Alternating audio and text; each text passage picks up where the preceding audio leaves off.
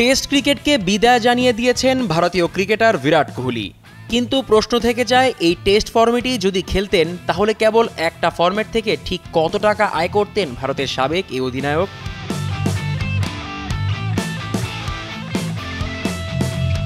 বিসিসিআইয়ের কেন্দ্রীয় চুক্তিতে কোহলি ছিলেন A+ গ্রেডে। সেই চুক্তি অনুযায়ী বছরে 7 কোটি রুপি পেতেন তিনি, যা বাংলাদেশি মুদ্রায় প্রায় 119 কোটি টাকা।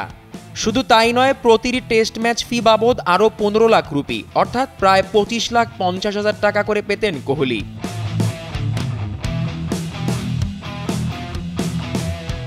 গড়ে বছরে যদি 7টা টেস্ট ম্যাচ খেলতেন তাহলে শুধু ম্যাচ ফি বাবদই তার আয় হতো প্রায় 1,78,00,000 টাকা।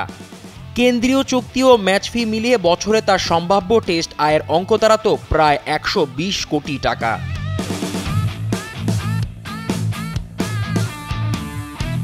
এখন কোহলি টেস্ট থেকে অবসর নিয়েছেন ঠিকই, তবে আয় কমেছে শুধু এই ফরম্যাট থেকে।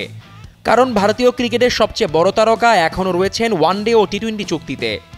পাশাপাশি IPL থেকে বিরাট কোহলির আয় রীতিমতো চোখ ধাঁধানো।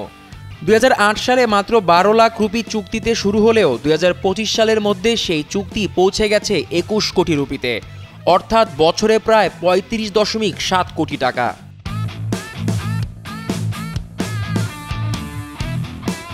ওয়ান ক্রিকেটের হিসাব অনুযায়ী IPL থেকে কোহলি মোট 212 কোটির বেশি রুপি, যা বাংলাদেশি টাকায় প্রায় 360 কোটি টাকার বেশি আয় করেন।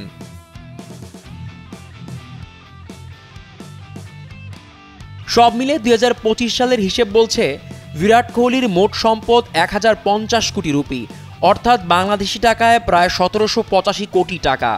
এত বিশাল আয় থাকলেও শুধুমাত্র টেস্ট ক্রিকেট থেকেই প্রতি বছর 120 কোটি টাকার মতো হারালেন কোহলি এই অবসরের সঙ্গে সঙ্গেই।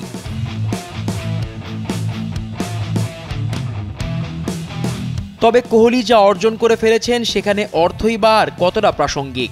টেস্টকে বিদায় জানালেও তিনি রয়ে গেছেন ভারতীয় ক্রিকেটের বাজারমুখী সবচেয়ে বড় পোস্টার হিসেবে। জিসান আহমেদ, কালের কণ্ঠ।